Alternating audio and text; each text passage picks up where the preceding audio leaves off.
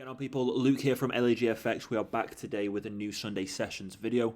If you are new to this series, it's basically where me and James will take a look at some of the markets we feel hold good potential, and we'll run through some of the analysis we have performed. We highlight areas and zones that we feel will give you guys the opportunity to trade from, and we also touch base on how we perform our analysis, giving you guys a better insight on how to tackle these markets. If you go on to enjoy this video, don't forget to leave it a thumbs up. We appreciate all the support you guys are providing, and if you find this insightful and you've learned something from this video, then be sure to share this with your friends and family. Now, if you have any questions or queries, they can always be left in the comments below, and we'll make a conscious effort to get back to you. But with all of that being said, let's jump straight into today's Sunday Sessions video. So the first market we're going to be touching base on today is the XAU US dollar market. So this is the gold to the US dollar. You can see here that price has provided us with a bearish leg trading us lower. What we've seen as of recent is a break of structure to the upside.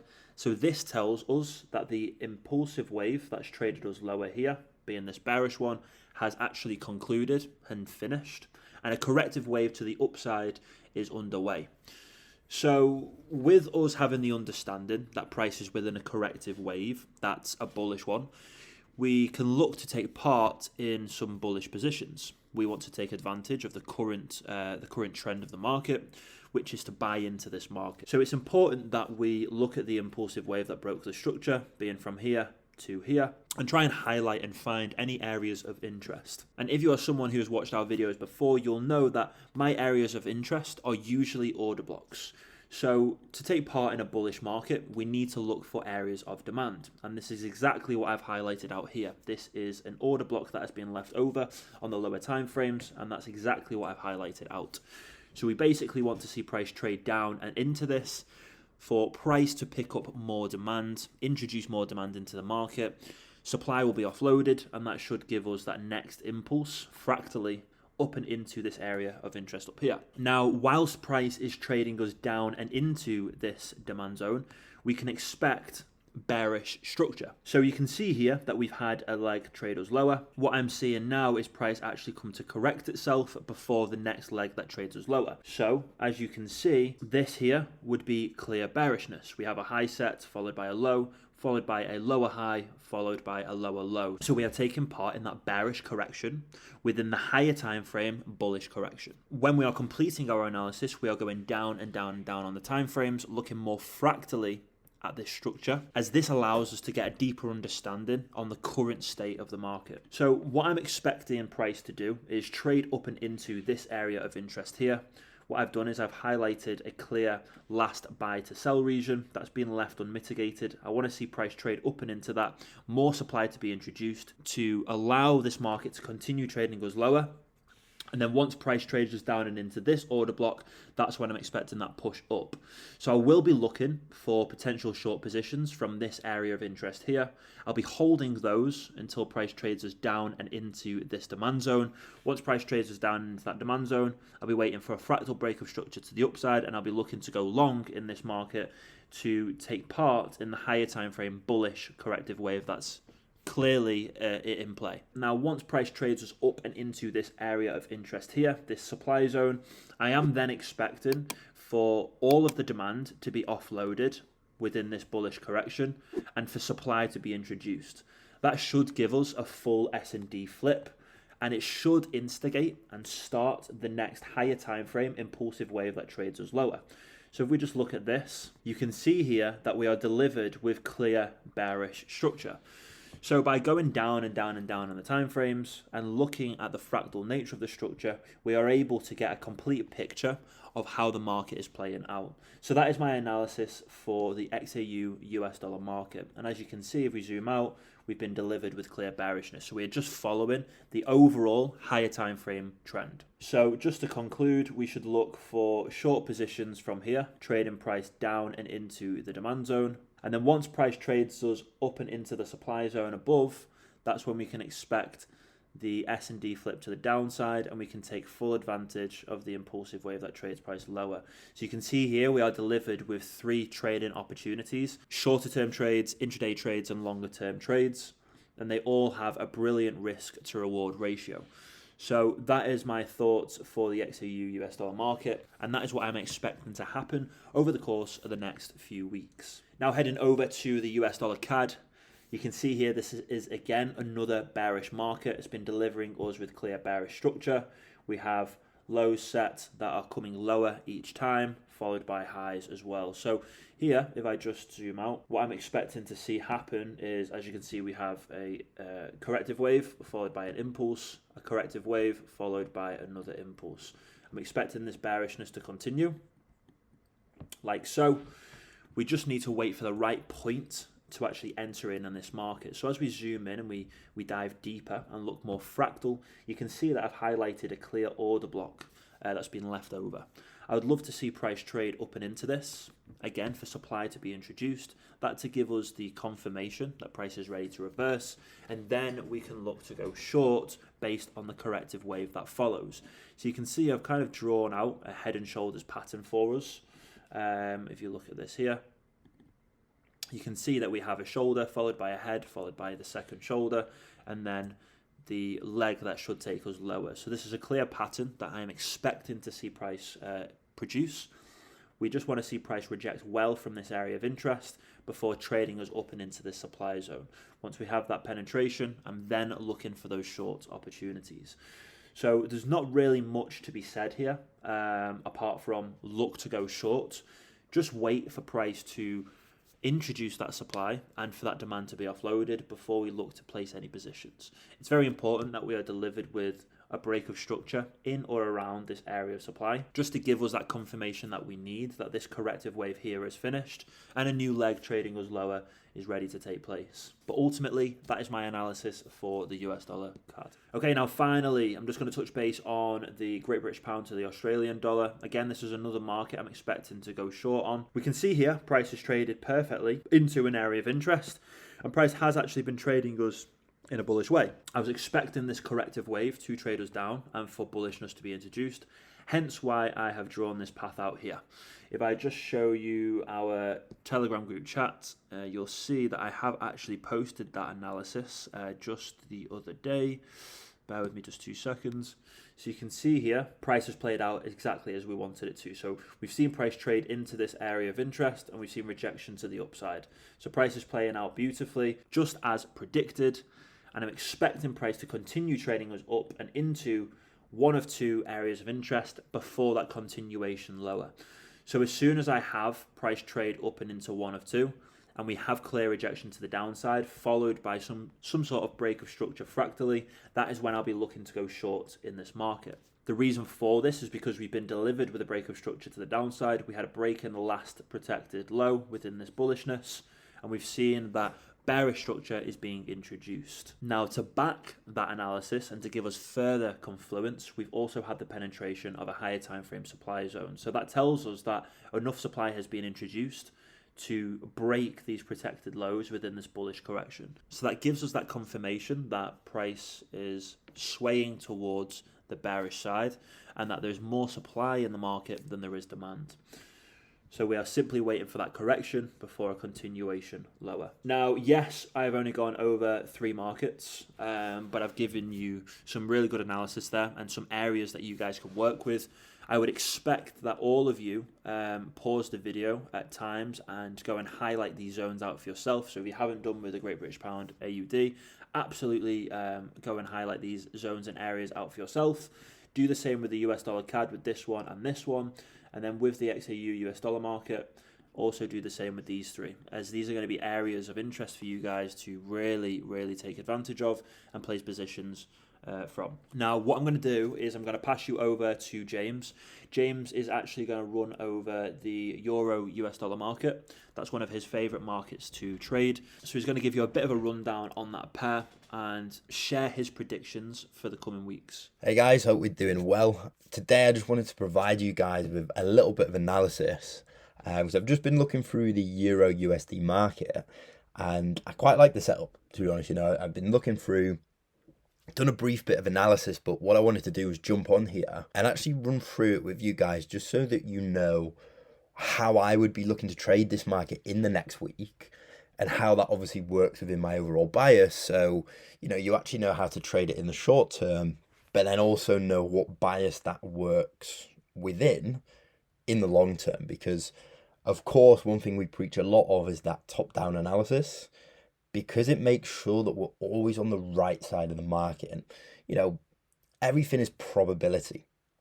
And the more that we can look out and gather data, the more that we can see what the current prevailing trend is, the more data we have on our side to back our theory, and therefore the higher probability we have of things working out. So what I'm really looking at here, of course, is given this recent break of structure, and I'll zoom out slightly so you guys know what I'm seeing.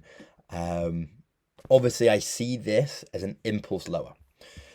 Now, given that, and given that we want to trade a fair bit lower still, I'm obviously going to assume that this downwards trend is going to continue. Therefore, where we see this correctional wave back up, I'm under the assumption that this correctional wave is eventually going to reverse to then create as the next impulse, which is going to come and reach our target of this low, which is, still very far away from price as of right now. If we then look in, we can see something quite promising where obviously I've got a buy to sell candle here, which in my eyes is unmitigated, where we've seen price come up into that region. But what's really crucial here is that we've seen a break of structure. Okay, we've seen a low, which within the bullishness, if we really look here, we've had a low created, a high created, a higher low, a higher high. And we know for bullishness to continue, we have to see those higher lows being held. And if they're not held, and if we see them get broken, then of course that is a sign that that trend is coming to an end, because there's no longer enough force to support that trend. So we've seen the break of structure, which is then when I took this overall buy candle and I said, okay, I'm going to look at this as a supply zone and hope that we're going to see price trade into that and actually make the reversal to now start this new trend lower. So what I'm hoping that we're going to see here is that this is the first high of a new downwards trend, a new bearish trend.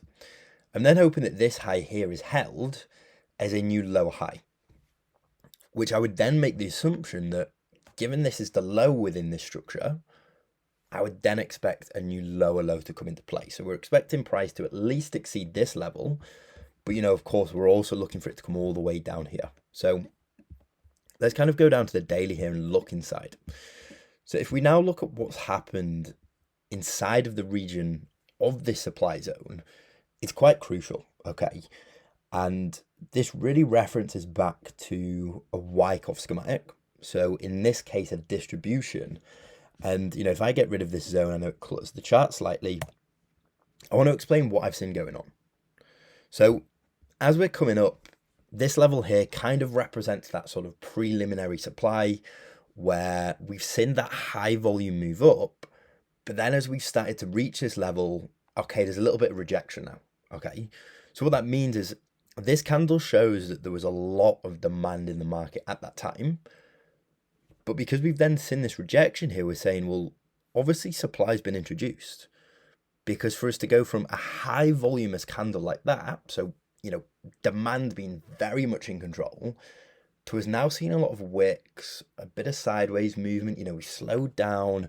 Why has that happened? Well, the only reason that does happen is with the introduction of supply. And we're then saying, well, why would that happen? And with this zone being drawn out, we can say, well, it would make sense because we're approaching an area where we are expecting supply to be introduced to the market. So we've seen that preliminary supply. We've traded up into a buying climax.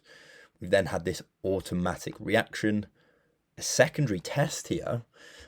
This is obviously our sign of weakness. And a sign of weakness is where we have that sort of initial creation of phase A of the Wyckoff schematic. We've had price tap into this level. And this is showing that we've actually had the introduction of quite a bit of supply. Price has been able to trade all the way down here. Well, that means a lot of supply has been introduced. Okay. So now the smart money or the composite man or the institutions, they know, right, okay, so at this level, we have actually exhausted quite a lot of demand because we've been able to make that move lower. And the reason why I identified this level here is because it represents a real area of liquidity and therefore a point of interest for me.